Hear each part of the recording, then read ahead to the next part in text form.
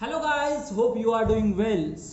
आज हम बात करेंगे इंडियन ऑटोमोबाइल सेक्टर के बारे में। As we all know, India is the fastest growing economy in the world and Indian automobile sectors contribute 7.1% of the total GDP. Means only automobile sector contributes 7.1% of the total GDP. And Indian automobile sector provides 35 million jobs in automobile sector. India is a fast growing economy. India is the largest population in the world, on second rank. And India is the number one in tractor manufacturers and second most bus manufacturers in the world. And India is a world's number one two-wheeler and three-wheeler bikes manufacturer. So why we need the automobiles? For every person, for every child, for every one needs a bike. It's today's condition. If we see, the everyone needs a bike from going to one place to another, because it's makes time saving. It saves our time, it saves our money, because we all know time is money. अगर कोई business अगर है वो क्यों अगर कोई business है वो क्यों ग्रो कर रहा है, उसके पीछे कोई रीजंस हो गए।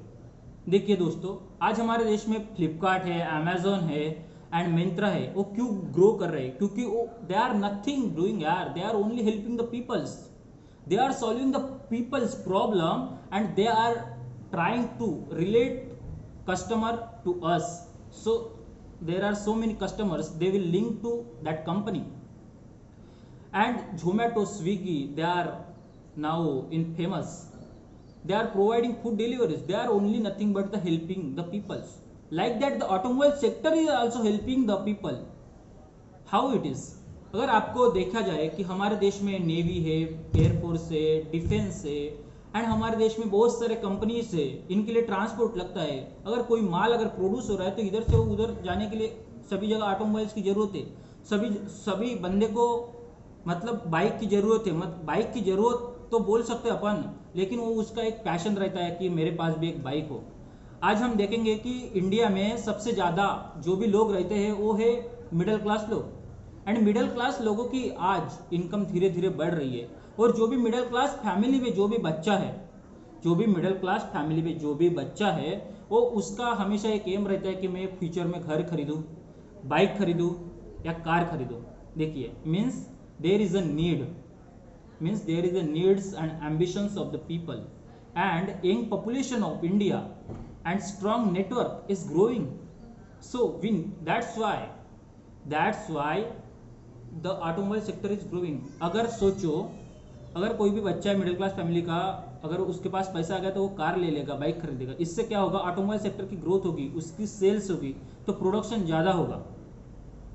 एंड हमारी जो गवर्नमेंट है, इंडियाज गवर्नमेंट, जो कि अभी हेल्प कर रही है, जो भी पुराने वाहन से अभी 2021 के जो बजट है उसमें डाला है कि जो भी ओल्ड व्हीकल्स है, वो भी जो भी मतलब ज़्यादा उनकी एज हो गई, जो भी व्हीकल्स है, two wheelers, three wheelers, four wheelers, उनको स्क्रैपेज करने वाले हैं। मतलब अगर लार्ज नंबर ऑफ व्हीकल्स अगर स्क्रैपेज हो गए तो लोगों की ज़रूरत बढ़ेगी।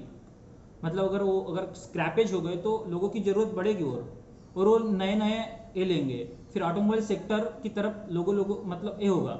और इस सेक्टर में काफ़ी ज़्यादा इनोवेशंस हो रहे हैं, जैसे कि अभी इलेक्ट्रिक कार आई है जो कि इलेक्ट्रिक के ऊपर चलेगी, बैटरी चार्ज करने से वो चलेगी। अभी हम देख रहे हैं कि बायोफ्यूल्स पर भी आ रही है। सोलर प्लेट से अपन कार बना सकते हैं, सोलर प्लेट से अपन कार रन कर सकते हैं, ऐसा भी सिस्टम आया है। So it is now increasing day by day. अगर सोचो, आज इंडिया में सिर्फ 1000 लोगों के पीछे सिर्फ 22 पीपल्स के पास आज कार्स है। हालांकि अगर अपन दूसरे देशों के कंपैरिजन में देखा जाए, जो भी अमेरिका है, यूएसए, उसके पास 1000 लोगों के पीछे सिर्फ 980 लोगों के पास कार्स है।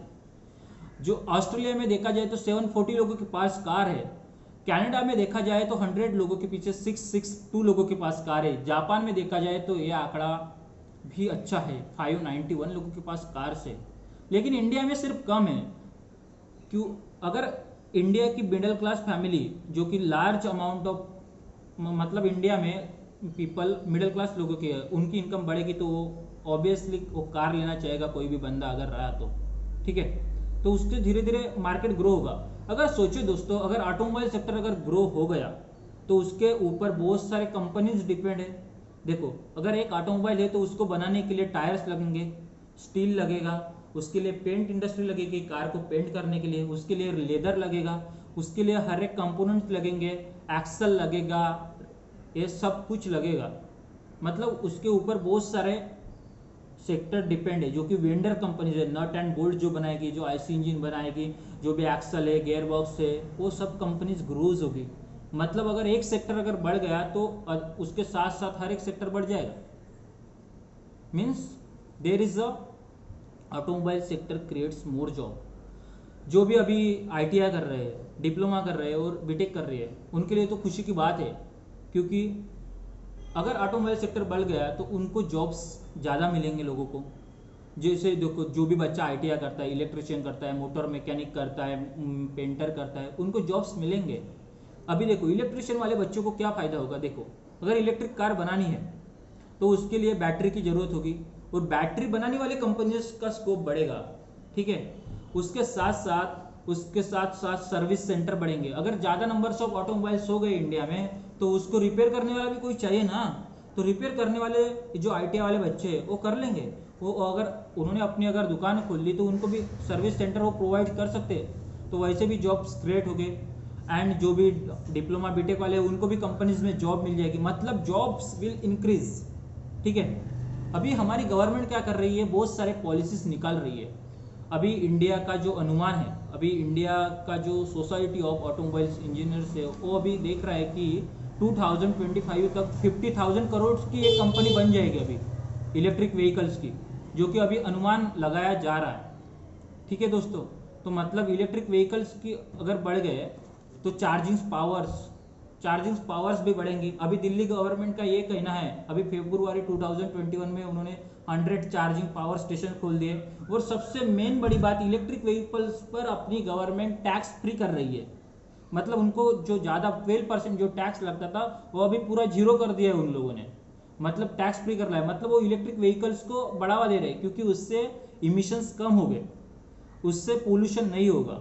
और दूसरी बात, अभी हमारे इंडिया ने डायरेक्ट BS4 जो BS4 इंजन था वो अभी BS6 पर लेकर आया।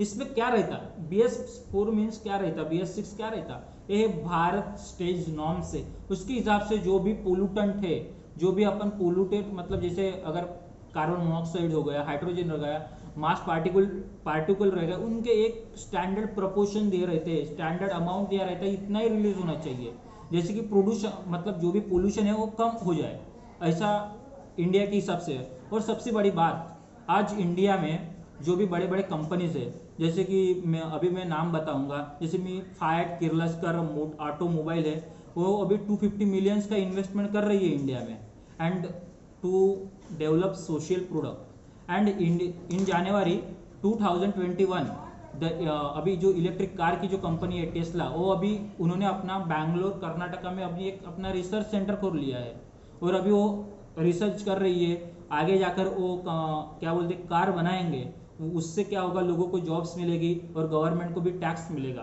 That is the one thing.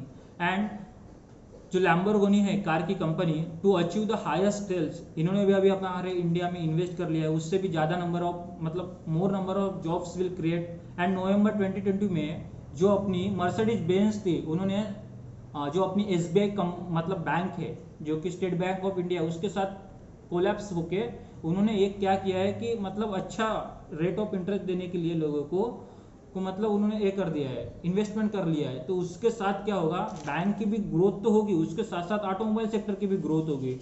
And सितंबर 2020 में टोयोटा किर्लोस्कर है, उन्होंने 2000 करोड़ का इन्वेस्टमेंट किया है as directed to electric components, मतलब इलेक्ट्रिक कंपोनेंट्स बनाने के लिए।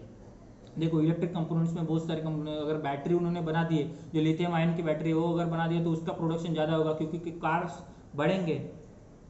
तो automobile sector will grows as well as along with that jobs will create in India. That's, if you like that video you can share with your friends, if you like my efforts towards that you can subscribe my channel. So thank you guys, hope you will do.